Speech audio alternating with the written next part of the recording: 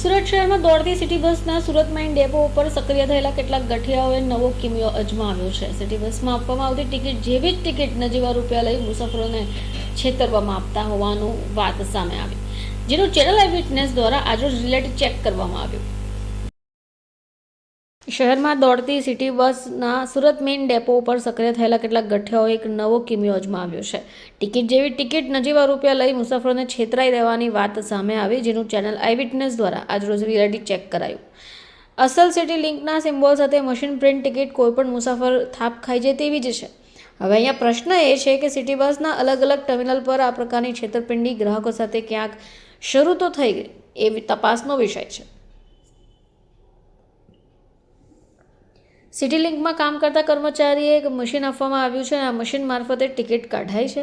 Channel આઈ witness દ્વારા Surat railway station ખાતે city બસના મુખ્ય ડેપો ઉપરથી લેવાલી ટિકિટ ઉપર લાગેલા બારકોડને સ્કેન કરતા તે સ્કેન જ નહીં થયો।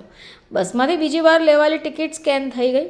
સિટી લિંકના મેઇન ડેપો પર મશીન લઈને ફરતા 7 થી 8 જણા આ રીતે મુસાફરોને ટિકિટ આપી રહ્યા છે। હવે કોઈ ભેજબાજ ટોળકી રૂપિયા કમાવાની લાલચમાં મુસાફરોને ટિકિટ પધરાવી રહ્યા છે। ચેનલ આઈ વિટનેસની ટીમે સમગ્ર મામલે તપાસ કરી। સિટી લિંકના જ ટિકિટ ચેકરો દ્વારા એવું કહેવાયું કે તેમને જે પણ ટિકિટ આપવામાં આવી છે તે સ્કેન નથી થતી એટલે ડુપ્લિકેટ છે। સુકાણી નામની એજન્સીના કર્મચારીઓને સિટી લિંક અંતર્ગત મુસાફરીની ટિકિટ આપવાની કામગીરી સોંપાઈ છે। હવે અહીંયા મુદ્દો ઉપસ્થિત છે કે એજન્સીના કર્મચારીઓ એજન્સી સાથે કોઈ છેતરપિંડી તો નથી કરતા। એજન્સીના કર્મચારીઓ યુનિફોર્મમાં નહોતા અને તેમણે પોતાની ઓળખ સાબિત થાય એવું આઈ કાર્ડ પણ નહોતું પહેર્યું। શહેરના લોકોની સુખાકારી માટે સિટી બસ ખૂબ ઉપયોગી સાબિત થાય છે, ત્યારે આ બોગસ ટિકિટ ફાળવી કોઈ કૌભાંડ તો નથી થયું।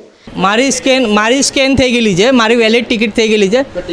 બીજી કેમ નહીં વેલિડ? આ મને નથી ખબર, મશીનમાં એરર આવે છે તો મને કંઈ ખબર બધા મશીનમાં હવે મને નથી ખબર। મારું મશીનમાં વેલિડ થઈ ગયેલી છે। એ વેસુડેબામાંથી જોઈનિંગ વેસુડેબામાંથી ગાડી લે છે તો વેસુડેબાના સુપરવાઇઝરને ફોન કર્યો હતો, ફોર્મ એનું સબમિટ થઈ ગયું છે, આઈ કાર્ડ આવી જશે। બીઆરટીએસ બસ સ્ટોપની બહારથી ટિકિટ ફાળવાની પરમિશન ખરી આપણે અહીંયા કોઈ? સ્ટેન્ડ બુકિંગવાળાને ખરી, સ્ટેન્ડ બુકિંગવાળો ગાડીમાં જઈને ટિકિટ ફાડે? એમ્પ્લોય છે એરા? નહીં, બસની અંદર ફાડી શકે। તો આપણે કઈ રીતે ટિકિટ ફાડી બીઆરટીએસની બહારથી? એની ભૂલ છે, તો એના માટે શું કરવાનું આપણે? સસ્પેન્ડ કરશું કે નોકરીમાંથી કાઢી નાખશું।